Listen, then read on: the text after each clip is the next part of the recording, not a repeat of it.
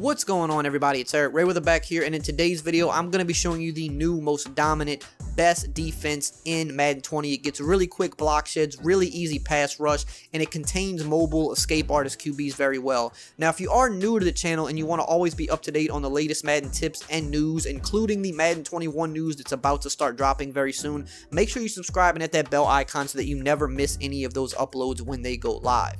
Now, today we're going to be looking at the Big Dime 236, not to be confused with the Big Dime 146 that everybody runs, but the 236 is starting to kind of pick up a little bit more momentum later in the year. Some of the better playbooks that have this are the Jets playbook and the Packers playbook. Now, before I show you how to run it, which is very easy, I just want to show you the uniqueness of the formation first, of the personnel. So your best pass rushers are typically kicked inside at the defensive tackle spot, which is a tactic that actually works very well in the real NFL.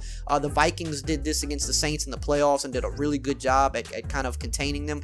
But your best pass rushers are typically here. Now, for whatever reason, if they're not, you want to manually sub them in. You want your best pass rusher at the left DT spot and your second best at the right DT spot. So if you have guys with like pass rush elite, finesse specialist, power specialist, those are the guys you want right here. The other unique thing is the second linebacker spot is a defensive back spot by default.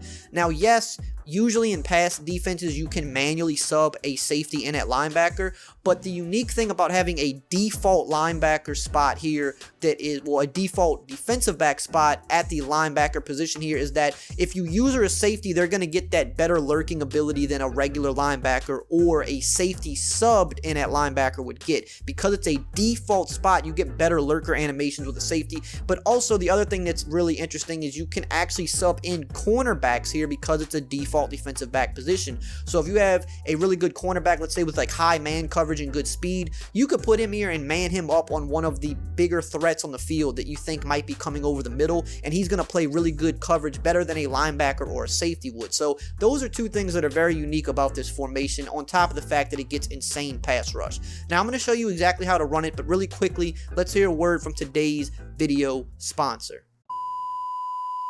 Today's video is sponsored by Raycon. Look, I don't know about you guys, but I don't feel like you should have to pay upwards of $200 for quality wireless earbuds. That's where Raycon comes in, a company founded by Ray J with the goal of delivering premium wireless sound that beats the competition in quality but costs half the price. Now, their latest model, the Everyday E25 earbuds, is without a doubt their best yet. These bad boys come with 6 hours of playtime per charge, seamless Bluetooth pairing, more bass, and a compact design that gives you a noise isolating fit. I can't even jog with anything else since I started using these because they never fall out of my ear like most other earbuds, and the bass really knocks, which is important to me. And they come in multiple cool colors to boot. Stop overpaying for good earbuds and click the link in the description to go to buyraycon.com/rayweather for 15% off your order. Okay, so the coverages I typically use are cover 3 sky, cover 1 hole, and then some form of a cover 2, either Tampa 2 or cover 2 sink. It's basically you just want to mix up your coverages because you're letting the pass rush work for you, and that's basically Madden 20 on defense. You're either blitzing 7 guys or you're getting your good pass rushers, letting them work, and you're playing coverage. Now, obviously, you want to be able to be a good user defender, a decent user defender. Try to take away some of the quick stuff over the middle and just stay true. Bait them into throwing a bad pass. You have to user well on defense as well. It's something you got to get better at.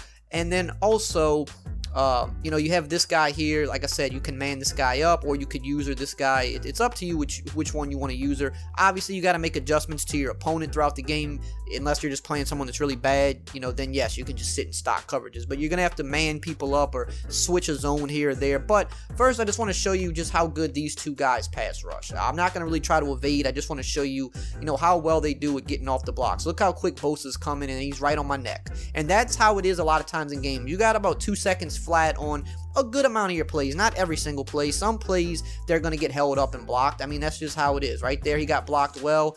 Eventually he ripped through, but I had to check it down because coverage was really good. Everything was, there was a defender in every area, and that's what this defense does. It makes you have to be patient, check it down, look again, he's on my neck. 2 seconds flat. And in game, a lot of times both defensive tackles will shed the exact same way just like that. Whereas practice mode does, for whatever reason, perform a little bit differently than game. But again, you see, like, he's on my neck instantly, and I gotta hurry up. I'm trying to throw the ball away. He's on my neck so quick I can't even throw it away. So those defensive tackle spots are gonna do work for you, flat out. Now, if I'm going against a regular quarterback, I'm going to leave the outside linebackers that are standing up. I'm going to leave those guys pass rushing. But if I'm facing an escape artist, what I like to do is spread my linebackers, which is right on the D-pad, up on the left joystick, and then I want a QB contain, which is LB or L1, and then RB or R1. Now I have contains. The reason being, these outside spots right here are probably the best contains in the game in terms of actually containing the QB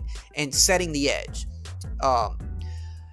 They can still get glitched out at times, as any contain can in the game, but this is the most consistent. Number one, you can't double team them because they're too far outside. I'm trying to move my joystick over. I can't double team them, right? Now, let's just say I block the running back, I slide away from the running back, and then I ID this contain out there. Normally, that would cause the contain to rush all the way in and get chop blocked by the running back. But most of the time in this formation, you're going to see it's not going to happen.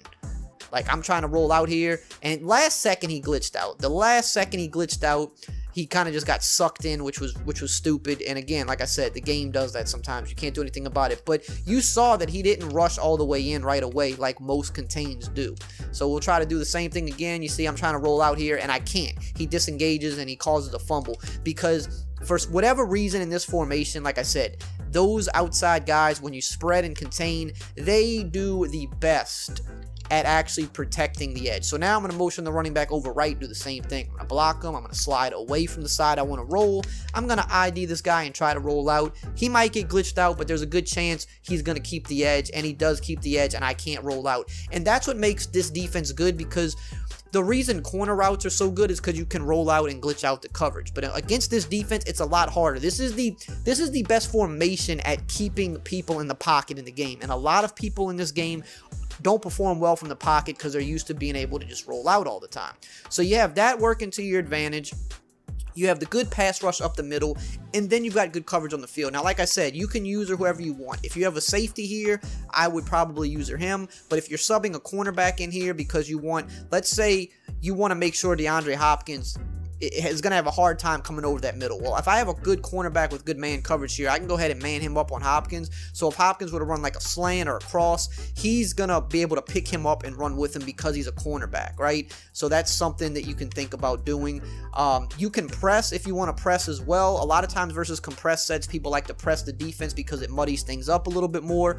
If you want cloud flats on the field, you shade down and shade up. The way you do that is wire triangle down on the right stick. That gives you hard flats, and then you go wire triangle up on the right stick, and now it turns them into cloud flats. So, you know, if you're trying to hit corner routes and things of that nature, it's hard to roll out on this. You're trying to hit the corner routes, and they're going to be there to make plays on it. Now, again, everything can be beat in this game. Nothing is 100% proof, but most people don't really know how to attack this defense. Even some of the best passers in the world, we've seen tournaments where people have gone to this defense, and it has absolutely just locked people up because it makes you have to take the short read, and because you know you're on a timer with that pass rush, and because you can't consistently roll out. That's the thing with this defense. Yes, sometimes you can glitch those contains and roll out, but you can't consistently do it. So once you try to roll out a couple times and you get stopped by the contains, now in your head you're hesitant to even roll out. So now you're trying to stay in the pocket, and now you're subject to those guys up the middle coming at you. Now right there, they held their ground pretty good, but again, not much is really open. And this is with me not usering anybody on the field right now. I'm kind of just, I'm just leaving my guy on the D-line because I have to throw the pass on offense. Now, like for instance, we can go to cover 2 sink, have soft squats on the field. If we want cloud flats, we just shade up. It's up to you what you want on the field. Now, again, you want to spread the linebackers and contain, and then again, you use her who you want to use her. Now, in a cover 2, I would usually use her the mid-read because these vert hooks play very well this year. I feel they play really aggressive, so I would want to use her this guy, and my responsibility is just taking away, anything over the middle and just letting my pass rushers go to work. So you see, I'm carrying this guy, and now I was about to go check it down there. I had the check down. I had the tight end in the flat. We'll go to the we'll go to the replay. But the thing is, most people aren't looking at the flats right away. They're looking for the bigger play. They're looking downfield, and nothing was open. I'm usering, I got things covered. We have the flat to the left, and we have the flat to the right. Now, right here, I'm looking and I'm saying, okay, I don't like anything deep. I'm about to check down. Right as I'm going to check down right here, it's too late. I'm getting sacked. Now, yes, if a better player would have checked it down much sooner, but if that's how you want to live, you know, go right ahead. We'll do that right here on this play. We'll go cover 2. And we'll just check it down. But if that's how you're making people play the game, that's great. Make them check it down, because it's minimal yards they're gonna get. So it's like, okay, I don't see nothing open. Look, I'm getting ran at immediately there, and I'm getting hit. I accidentally called the wrong play on offense, so we'll do it again. There wasn't really a check down on that play, but you could see just how quick Nick Bosa came through. Even if I wanted to check down, I don't think I would have had time to there. But look, right here, okay, I'm gonna go check it down. But I mean, look at this. I mean, you're getting 2 yards. It looks much more open than it is, because those outside guys, especially in a cover 2, they're going to rally down and get there. They're going to rally down instantly. We'll do the same thing again. We'll do it on the other side of the field. Okay, we'll check. I tried to check it down. I got hit there, because those pass rushers are so good in this formation. They're just ridiculous. I mean, you can see how consistent they are, and he's in the zone, but that's because he's getting quick pressure every play. I'm trying to let the coverage just drop back more, so you can see, like, okay, the coverage dropped back, I check it down, you know, okay, I got a few yards there, but you're going to take a hit, you run the risk of fumbling, but that's what you want to make people do. Make people have to work down the field. Don't give them big chunk plays. Don't let them roll out and just abuse you with corners or one-play touchdowns. Put a defense on the field that's not going to allow them to roll out, that's going to have good pass rush up the interior and make people uncomfortable. That's what this defense does. It makes people uncomfortable, because they have to stand in the pocket with pressure coming right in their face. And even in the real NFL, that is the most uncomfortable thing for almost any quarterback, is feeling like they're trapped in the pocket and they've got pressure coming right up the gut, right into their face, where they can't step into the throw. Now, again, other adjustments you might want to make if you're in a cover 3 and you're worried about getting bombed for a one-play touchdown, you might want to go ahead and put your outside cornerbacks in deep halves. So what you do is you press Y or triangle, brings up your quick adjustments. I'm going to select my X cornerback, and then I'm going to put deep half, which is right on the right stick. Now he's in a deep half. I'm going to do the same thing on the other side, Y or triangle. I'm going to select Richard Sherman, which is the B button for me, and then deep half, which is right on the right stick. Now, this will leave me a little bit more vulnerable to corner routes, but it's, like I said, it's all about adjustments. If you think your opponent's going to try to hit you with a one-play touchdown, that's going to stop your one-play touchdown. Maybe you want to shade down and shade up, so now you have cloud flats. You can maybe move those guys out a little bit. That'll help prevent the corners a little bit better, but again, because you can't really roll out on this, even if you're trying to glitch them out, like, you can't roll out. The corner was there, but by the time it even got open for me to hit, I'm already getting sacked. But again, you can't take away everything with one setup. You have to know what your opponent's going to try to do, right? One-play touchdowns, you deep halves. If you're not worried about one-play touchdowns, you leave, you know, the regular zones on the field in terms of deep zones. Or if you want to play more safe, go cover 2 sink. This is more safe. You're not going to really get bombed versus this. You just have to manually watch the middle of the field. But then another good thing, like I said, you can go to cover 1 hole, something a lot of people aren't used to. Now you have man coverage across the board. You have this 3-rec hook, which I would not user this, because the 3-rec hook by the computer plays very well. So what I would do is, you know, I'd move this guy over a little bit, and then I would probably use the guy that's on the running back here. I'm going to still spread my linebackers and contain, but I'm going to take the running back if he goes out. If he goes out, I'm going to take him. All right, I got the running back, right? But look at that 3-rec hook over the middle of the field, and then again, look at the pressure. The pressure is consistent. If there's one thing I want to get across to you, the pressure out of this is consistent, play in and play out. But watch what the 3-rec hook did right here. I believe it was Warner. Watch how he plays this. This is why I say never use the 3-rec hook. He jumps down right here immediately, gets a little aggressive, tries to see if there's any quick throw. Then he comes over the middle, he bumps this guy, then he follows this guy down the field. So at no point can you throw to him, because he's just staying with them the whole way. And then Sherman was about to pick him up here, but he stopped because we got the sack. We got the quick pressure up the middle. So big dime 2-3-6, like I said, check out the Jets playbook, Packers playbook. Use those coverages. All you really have to do is spread linebackers and contain if you're worried about people rolling out. Make your little adjustments here or there, you know, according to what your opponent does, and you're going to get quick pressure that forces people to stay in the pocket and make them uncomfortable. Hope you enjoyed this video. Check out some of these other videos right here, and as always, I will see you guys next time.